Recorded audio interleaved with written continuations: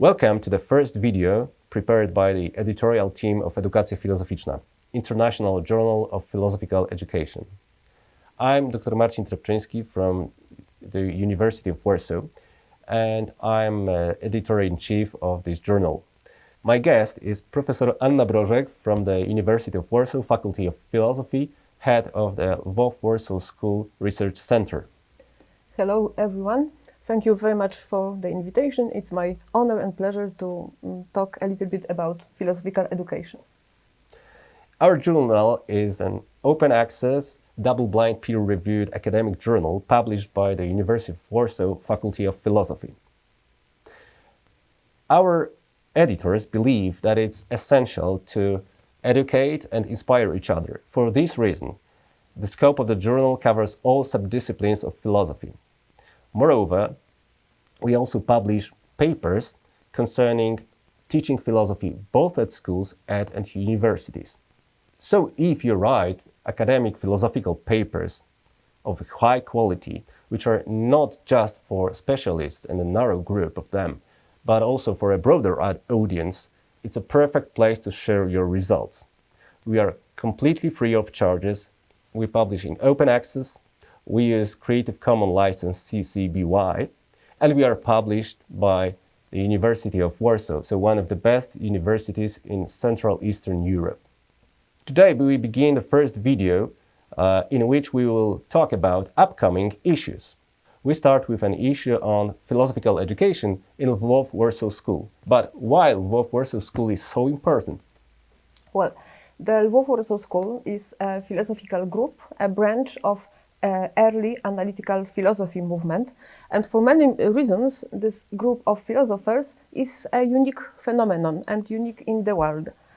Firstly, it is a group of early analytic philosophy. It began still in the 19th century, but it was not created in Western Europe, but in Central Eastern Europe. Its beginning took place in Lvov, which was a part of Austria-Hungary, then of Poland, and presently it's a Ukrainian city.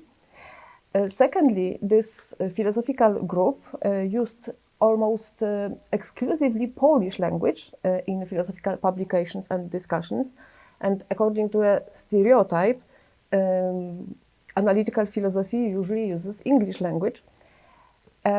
Thirdly, its uniqueness of the Lvov-Warsaw School lies in the fact that it was a very moderate group, not so radical as, for instance, the Vienna Circle, but the conception of philosophy was very optimistic. The Lvov-Warsaw School members believed that resolving philosophical problems is possible if we use some philosophical methods correctly.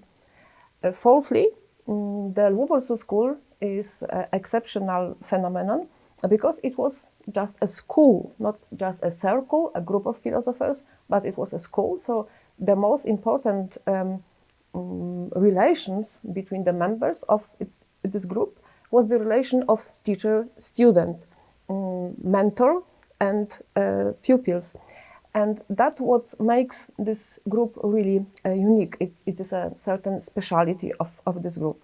And this is also why the question of philosophical education was so important in this branch of analytical movement. And for this reason, you decided to invite scholars to create together a thematic issue devoted to this topic, right? Yeah, because we organized many conferences and meetings about many specialties, peculiarities of the Warsaw School, like the use of logic, like the use of psychology, like interdisciplinarity of the school, also the treating of history of philosophy. But we never discussed enough the problem of philosophical education, while it's still the most important element of this group. So that's why I decided to propose to many authors to write about this aspect of the Lvov-Warsaw School. What meant philosophical education, what it consisted of, the idea of philosophical education in this group, what were educational methods used by this group of people, and what it consisted of generally. Yes. And as we know, you got a lot of proposals of the papers. So how many submissions have been received? Yeah, we received really a lot of submissions to this issue. It was about 20 papers which were submitted to this special issue. The authors were asked to write about teacher-student relation in the Lvov-Warsaw School, about Kazimierz Twardowski, the founder of the school, idea of philosophical education at many stages, starting from secondary schools, coming to philosophical education at universities, and also philosophical education in the society, which was also quite important for Twardowski and his students. Also, we are concentrated about special peculiarities of members of the school as teachers, because they were really important role models, let's say, and important teachers. They served as important personalities in the school development. So that's why we decided to publish two separate volumes about philosophical education in the Lvov-Warsaw School, because it's impossible to gather 20 papers in one issue. And I think that the content of both these issues is really rich and diversified. Yeah, exactly. This diversity is essential here because authors touch really different various aspects of philosophical education. For instance, what was very striking to me, that there are also some tensions like between Ingarden and Twardowski, so the founder of the Lvov-Warsaw School. So if you read one of the already accepted papers by Aleksandra Gomułczak, you'll find more on this. Because it is about the criticism by Ingarden aimed to some visions by Twardowski, right? Yeah, that's right.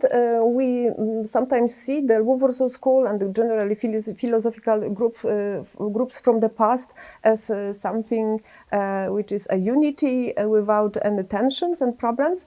But in fact, it was a group full of tensions because the characters of these people were really strong.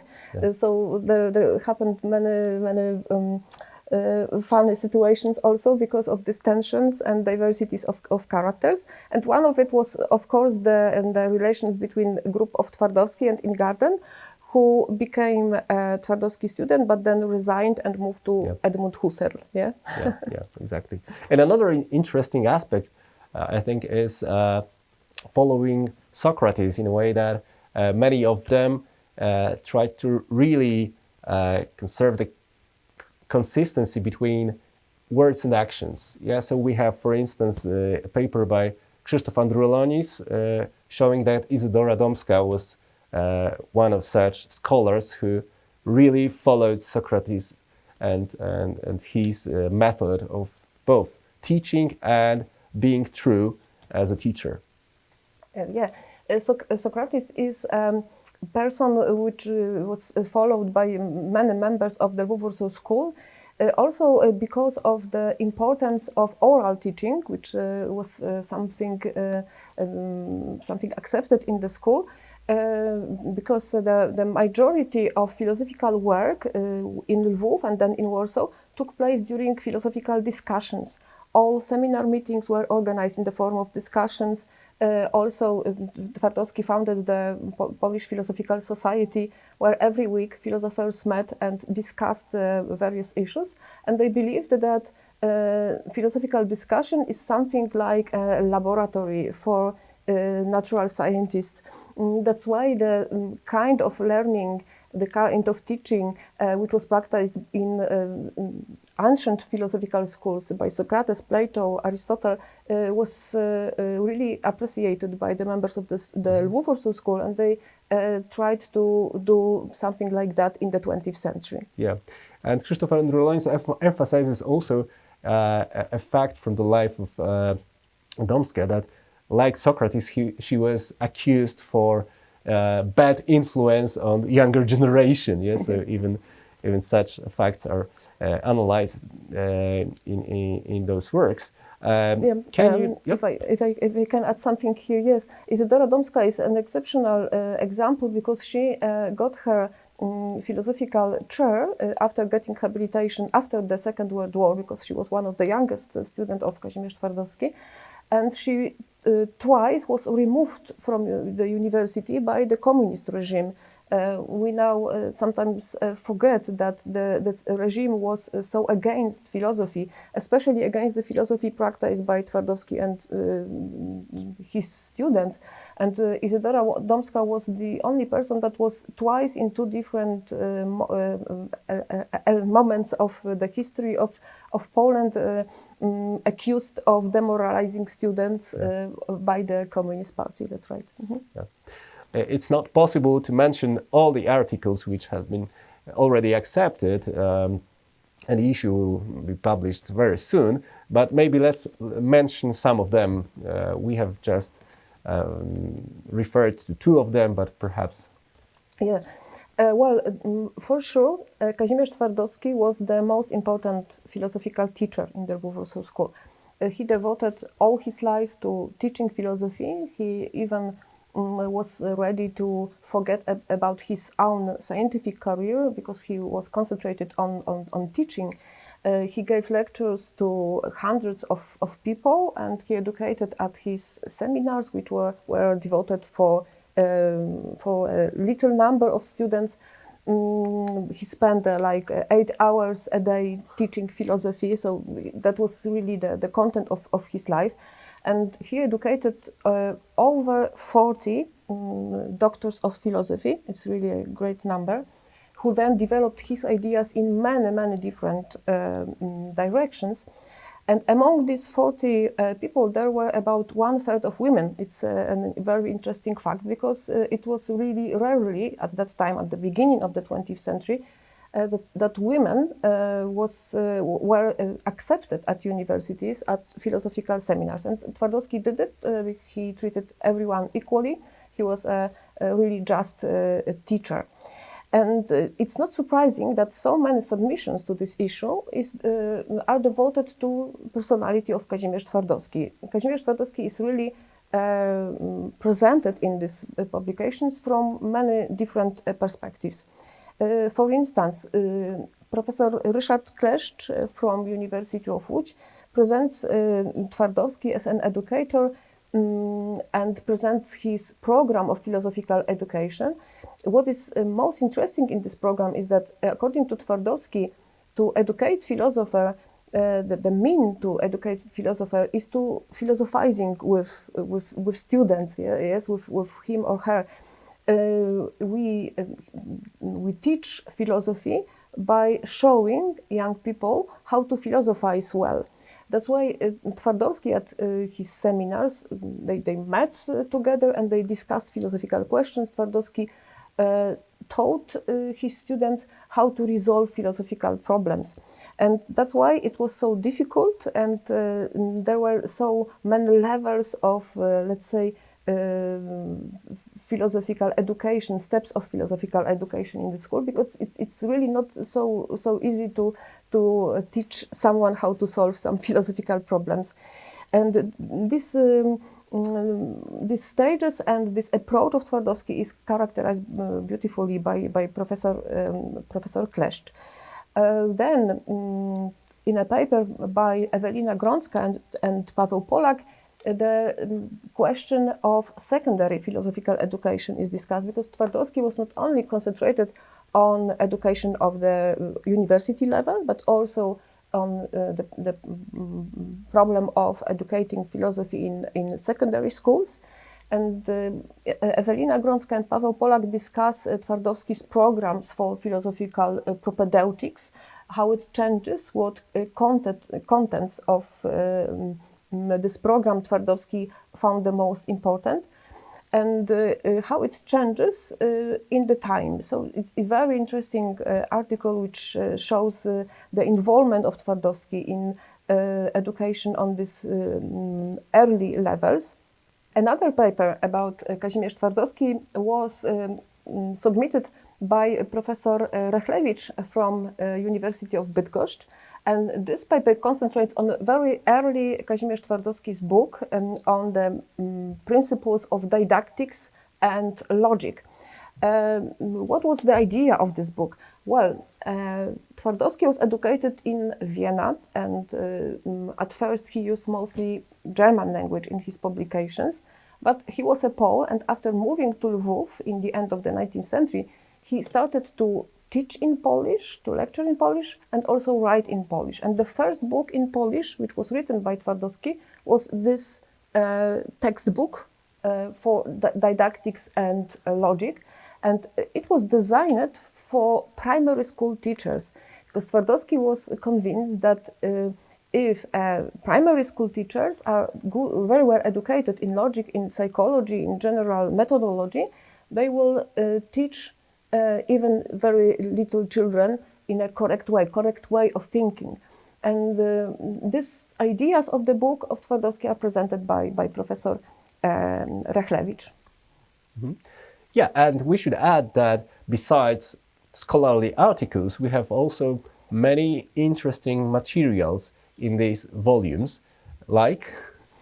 Yes, we decided to include also some historical papers written originally in Polish and now translated, is edited by me and my two younger colleagues, Ewelina Grącka and Krzysztof Nowicki. Yes, and these historical issues were translated by Krzysztof Nowicki into English, and they present Kazimierz Twardowski and other educators, other teachers, famous teachers from the Lvov-Warsaw School, just as teachers, not as scholars, not as philosophers or logicians, but how they were practicing philosophical and logical education. Yeah, and let's add that in January 2024, you have also organized a session on teaching logic in the Lvov-Warsaw School, and it was a part of the celebrations of the World Logic Day last year. And in this issue, you will also find a report by Professor Porwolik, who presents the main parts of the debate which was held at our university last year. We should add why logic appears in the issue about the Lvov-Warsaw School and philosophy in the Lvov-Warsaw School and philosophical education. Well, we should remember that for Twardowski there were two basic philosophical disciplines, which were psychology, but understood as a certain theory of mind, descriptive psychology, and also logic. But Twardowski understood logic very traditionally. Only his students, first of all, Jan Łukasiewicz and Stanisław Leśniewski, introduced mathematical logic to the school. And this introduction was so profound that logic became the most important specialty within the Lvov-Warsaw School. Then Jan Łukasiewicz and Leśniewski moved to Warsaw, where they were organized Warsaw School of Logic, which became very famous, one of the most famous logical schools in the world. That's why logical education, not only philosophical education, because became so important in the Lvov-Warsaw School. And from the beginning, there was a tension within the Lvov-Warsaw School, whether logic that is taught at university courses or also at schools is more like mathematical logic, as Jan Łukasiewicz would like to see it, or it is like pragmatic logic, as Twardowski would like to see it. And this tension is also visible in this debate, which will be published as an addition to our issues. Yeah, and the issue is almost ready. It will be published this winter, so winter 2025. So please follow our website edukacjafilozoficzna.uw.edu.pl and also our fan page on Facebook. We also invite you to take part in our webinars. Yes, in connection with the issues which we plan, we organize two webinars during which our authors present their articles, the content of it, and say something more about the importance of philosophical education and why philosophical education in the Lvov-Warsaw School is something valuable, which also can be applied presently. It is something that we may repeat also in the 21st century, because the recipe for a good philosophical education is something, I think, universal. And if it was successful in ancient school, it was so successful in Twardowski school, who educated so many brilliant philosophers, it may be also successful in the 21st century. Yeah. So please take part in our webinars. And finally, if you are an author and a philosopher, remember to send us your articles, book reviews, or maybe also thematic issues proposals. We are waiting for you. Feel invited.